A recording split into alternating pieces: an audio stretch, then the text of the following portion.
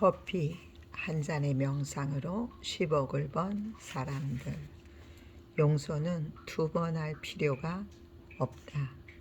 남을 용서한다는 것은 참으로 어려운 일입니다. 용서를 잘 한다면 당신의 인생에 기적이 일어납니다.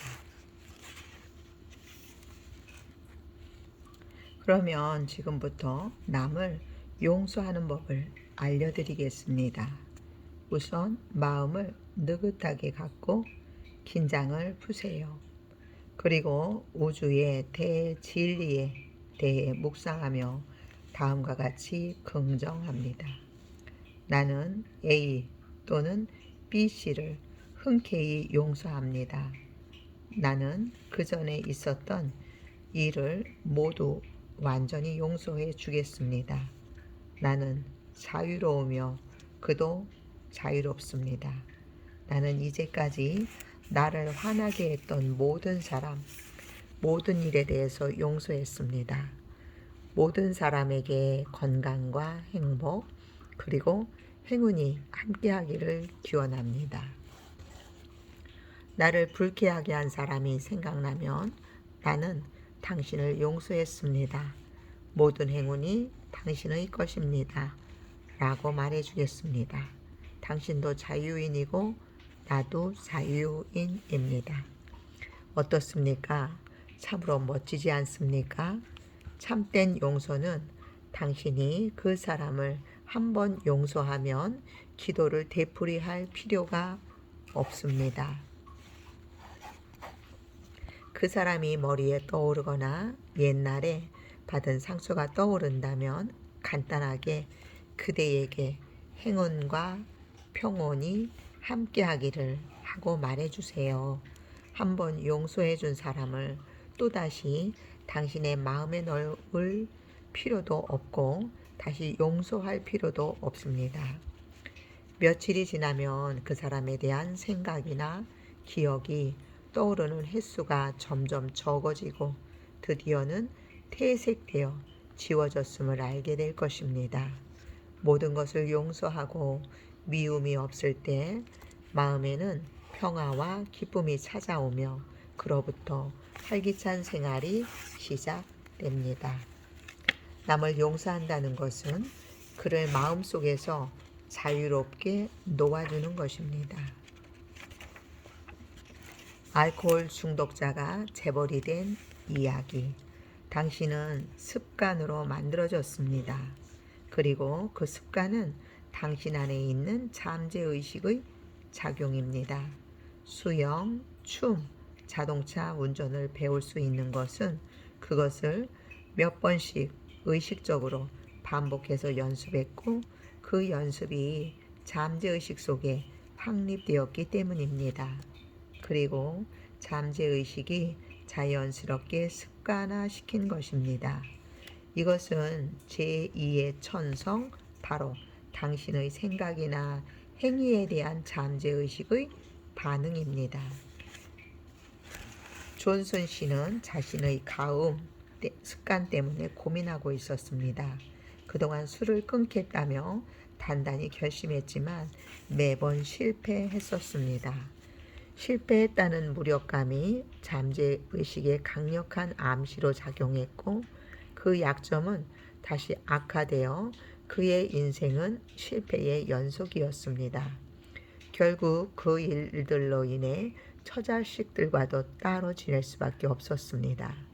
그와 상담을 해본 머피 박사는 우선 술을 끊으려는 노력을 그만두게 했습니다. 마음의 갈등만 일으키기 때문입니다. 그리고 그의 몸의 긴장을 풀고 졸음이 오는 명상 상태에 들어간 다음 소망이 이루어진 상황을 습관처럼 상상하라고 말했습니다. 그는 잠재의식에 의지하는 방법을 터득했습니다. 딸이 아버지가 가음 습관에서 벗어난 것을 기뻐하며 아빠가 집에 계시니 너무 좋아요 라고 말하는 장면을 상상했습니다. 또 마음이 긴장될 때면 미소 짓는 딸과 단란한 자신의 집을 떠올렸습니다. 그렇게 느리게나마 그의 잠재의식에는 새로운 습관이 만들어졌습니다. 술을 마시는 자신이 아니라 행복한 가장으로서의 자신이 마음속에 자리하게 된 것이죠. 그는 언제부턴가 더는 술에 빠져 지내지 않게 되었고 단란한 가정으로 돌아왔습니다. 이 방법을 사업에도 이용한 그는 수백억 자산의 회사 대표가 되었습니다.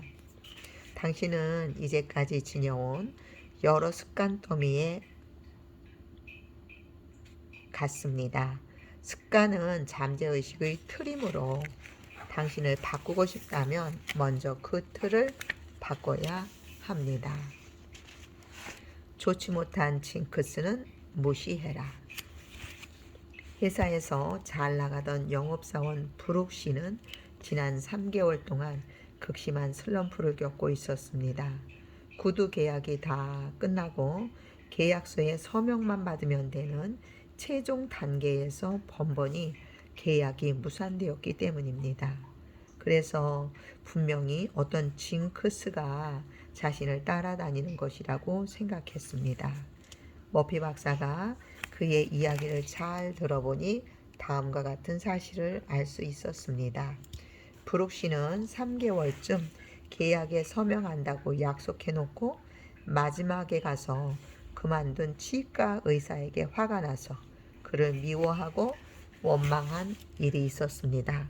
그리고 다른 고객들도 그처럼 하지 않을까 무의식적으로 두려워하기 시작했습니다. 결국 그 일이 잠재의식에 새겨지게 되었고 마지막 순간에 취소당하지 않을까 하는 불안감이 사실화되는 악순환이 생겨났습니다.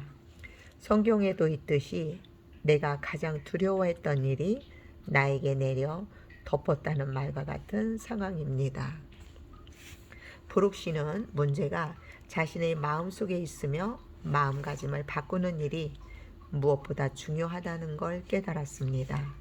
이로써 불행의 고리를 단절하게 되었습니다. 그는 매일 아침 고객을 방문하러 가기 전에 자신은 어려움이나 장애를 모르는 잠재의식의 무한한 지성과 한 몸인 것을 기쁘게 생각하며 잠재의식이 자신의 기대에 응답해 줄 것을 믿는다는 마음을 스스로에게 들려주었습니다.